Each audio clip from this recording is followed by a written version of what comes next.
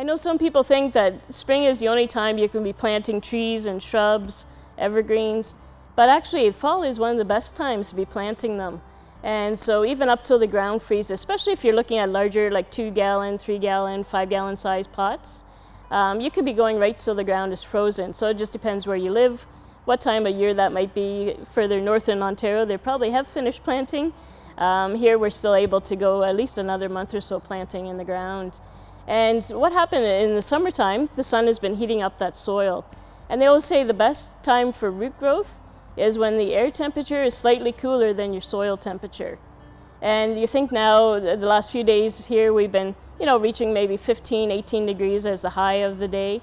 But our soil is still fairly warm because the sun all summer has been hitting it, especially this summer was a very hot summer. And the sun's been hitting the soil, and the soil is still quite warm. So the roots love that warm soil, but with the cooler air, the plants then kind of finish growing for the season. It's not putting all its energy into growing or flowering and that, so it can focus all of its energy then into the root system.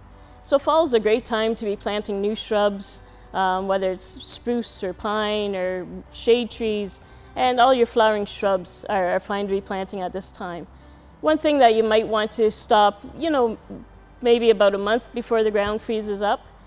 So usually in Niagara area, I'm saying by the third week of October or so, maybe stop planting any perennials.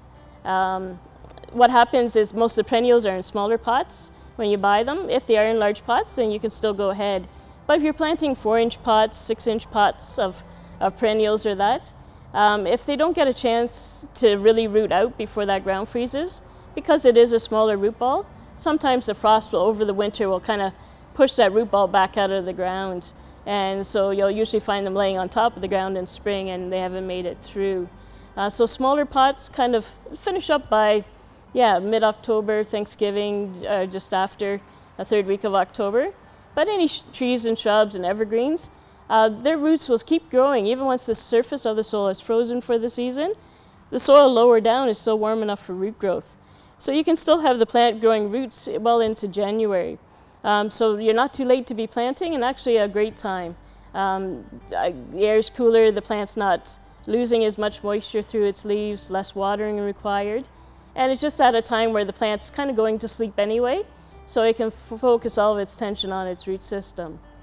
And the same would be for transplanting shrubs.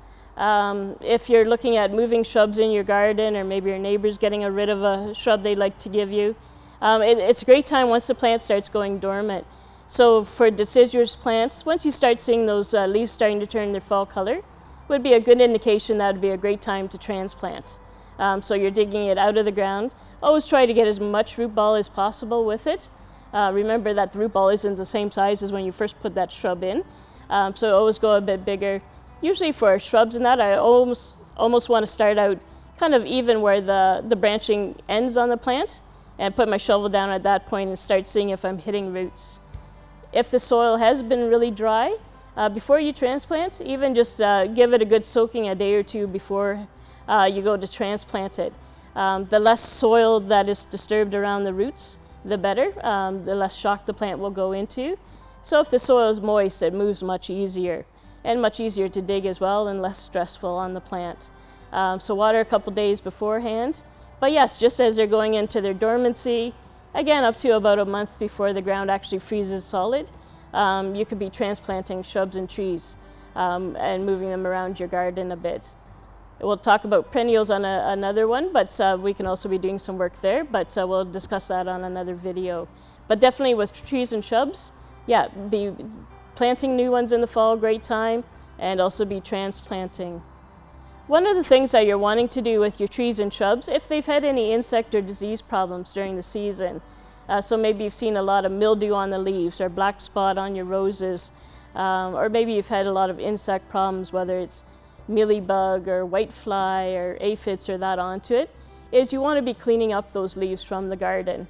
You really don't want those diseased leaves to sit at the base of the plants over winter.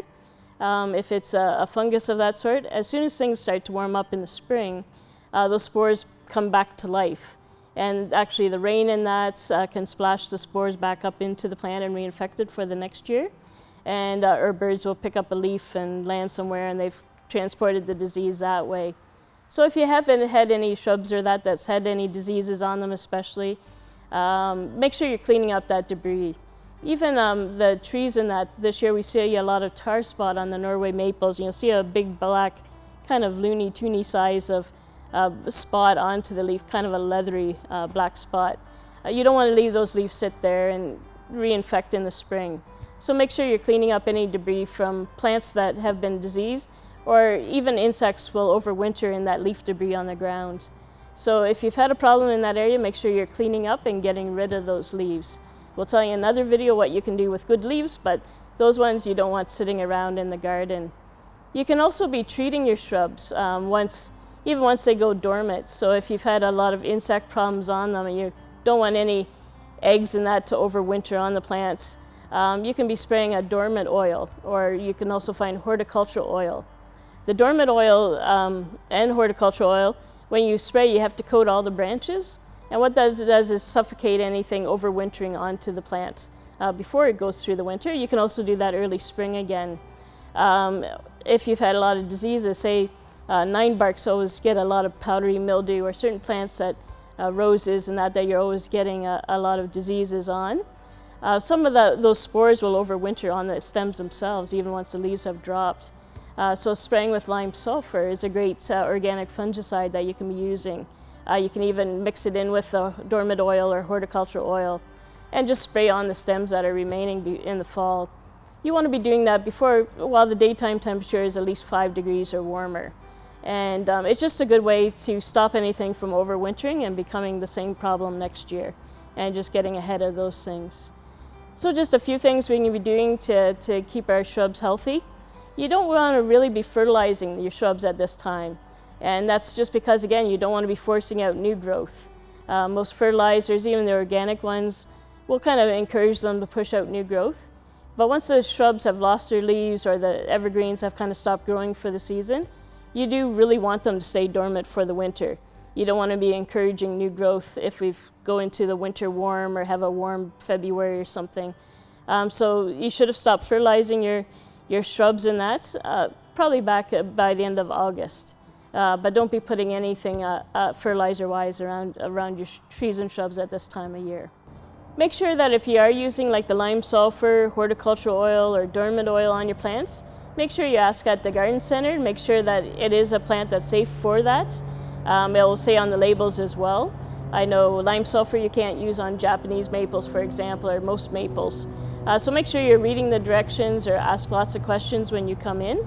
And make sure it's whatever you're spraying on the shrubs is safe for that shrub.